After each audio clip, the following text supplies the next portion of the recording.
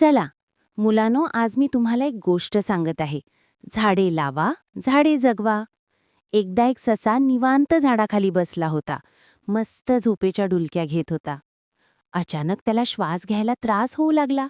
ससा ओरडत सुटला, अरे मेलू मेलू, मला श्वास घेता येत नाहीये, मला वाचवा. ससा ओरडत ओरडत माकडाकडे गेला. माकडाने सशाचे डोळे तपासले, हात बघितला व बोलला, मला वाटते तुला कोरोना झाला आहे. यावर एकच उपाय आहे, तू शुद्ध पाणी पी. ससा धावला, तळ्याजवळ गेला, पण पाणी शुद्ध नव्हते, पूर्णपणे गढूळ होते. जंगलाशेजारील कारखान्यांची घाण त्यात मिसळत होती. ससा उदास झाला, रडत रडत बोलू लागला, अरे देवा, शुद्ध पाणी कुठे आहे? आता मी कसा बरा होणार? आता मी मेलो. जवळच एक मगर होते. त्याने सस्याचे ओरडणे ऐकले. तो सशाला म्हणाला, अरे ससा, घाबरू नकोस. जंगलाच्या आत पूर्व दिशेला जा, तेथे एक ओढा आहे. तेथे शुद्ध पाणी आहे. त्यातील जमिनीतून पाझरणारे पाणी पी. ससा सुसाट धावला. ओढ्यापाशी गेला, पाझरणारे पाणी प्यायला. पण तरीही त्याला थोडेही बरे वाटले नाही. त्याला श्वास घ्यायला त्रास होतच होता. तो परत माकडाकडे गेला आणि माकडाला म्हणाला, मी शुद्ध पाणी प्यायलो, पण तरीही मला श्वास घ्यायला त्रास होत आहे.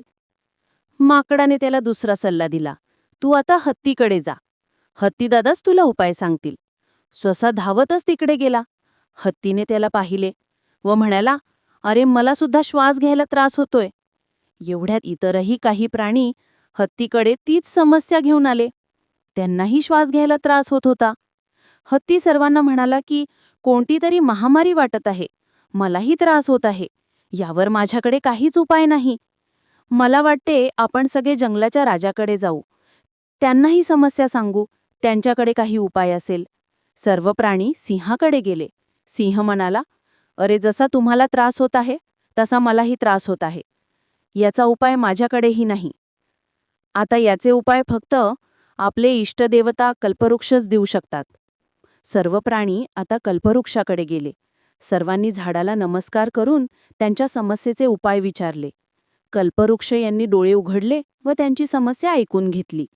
त्यांनी सर्वांना सांगितले की हे सर्व हवा दूषित झाल्याने होत आहे. हे सर्व माणसांची करणे आहे. कारखान्यांच्या धुराने हवा दूषित झाली आहे. पाणी अशुद्ध झाले आहे. त्याने शेतीसाठी सर्व झाडे तोडली आहेत. त्यामुळे हवा शुद्ध होत नाही. प्राणवायू कमी झाला आहे. सर्व प्राणी म्हणाले, मग यावर उपाय काय? कल्पवृक्ष म्हणाले, यावर एकच उपाय आहे. माणसाने जंगलतोड बंद केली पाहिजे. झाडे लावली पाहिजेत. झाडे हवा शुद्ध करतात. माणसाने स्वतःचे कर्तव्य ओळखायला हवे. झाडे लावा, झाडे जगवा. माणसाला समजावा आणि जंगल वाचवा. तरच हवा शुद्ध होईल. त्याने सर्व प्राणी जगतील, त्याचबरोबर माणूसही जगेल. धन्यवाद.